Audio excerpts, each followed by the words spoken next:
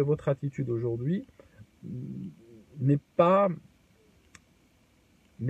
comment dire, ne tient pas compte de la psychologie de l'ennemi. Parce que je vous explique. J'ai une bouteille d'eau ici. J'ai une bouteille d'eau, d'accord?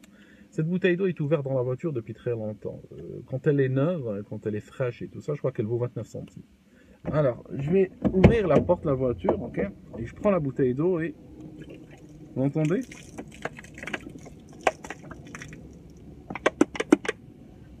Ça, c'est le sang des Français, d'accord? Votre sang ne vaut strictement rien. Dans tout affrontement avec le califat ou l'islamisme ou ce que vous voulez, la question importante, c'est combien vaut votre sang? Et il vaut que ce que vous le valorisez. Actuellement, ce que vous êtes en train de faire après les attentats montre aux gens qui vous attaquent que votre sang ne vaut strictement rien. Comprenez ce que ça veut dire? Je vous explique. Ils réfléchissent comme ça.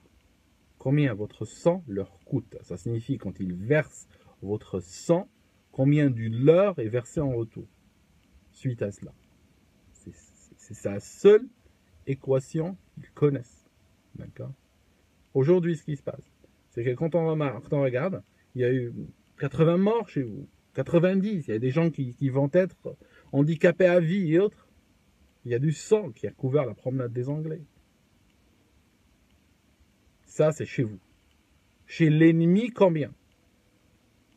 D'accord? Est-ce que, à 8 h du matin, François Hollande est arrivé à la télé pour dire qu'il y a 2 villes de Daesh qui ont été rasées? Dans la nuit? Non. D'accord? Donc, votre sang, de leur perspective, est gratuit. Toujours est-il que, de la perspective de Daesh, il se passe quoi? Ils ont envoyé un des leurs se faire tuer. Vous êtes en train de ramasser des morts, vos morts, pendant que lui est en train de baiser des houris. Puis, il n'y a aucune conséquence. Ils vous connaissent. Vous allez faire quoi? Qu'est-ce que vous allez faire? Vous allez faire des marches, vous allez faire des discours, vous allez écrire à la craie par terre, vous allez poser des tonnes de fleurs sur la promenade des Anglais, vous allez pleurnicher, et puis au bout d'une semaine, il y aura peut-être un crash d'avion, et puis les news vont en parler tout le temps, et puis on passera à autre chose jusqu'au prochain attentat. Oui ou non? D'accord? Donc, l'attitude que vous avez aujourd'hui est une attitude qui va attirer plus d'attentats encore.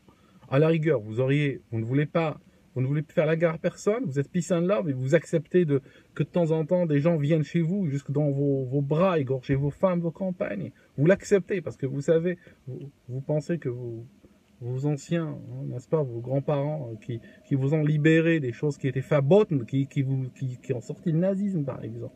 Vous pensez que c'était des fachos parce que ils sont morts pour une idée de la patrie, pour une idée de la souveraineté, pour une idée des frontières, pour une idée de la France en France, d'accord? Vous pensez que ça c'est facho, d'accord?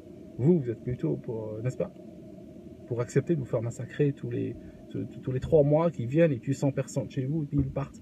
Alors si vous êtes d'accord avec l'idée, si c'est l'idée, vous dites bon, c'est le juste prix. Je suis assez dégoûté, vous savez, je vous cache pas. C'est une note personnelle. Je suis extrêmement dégoûté. Vraiment.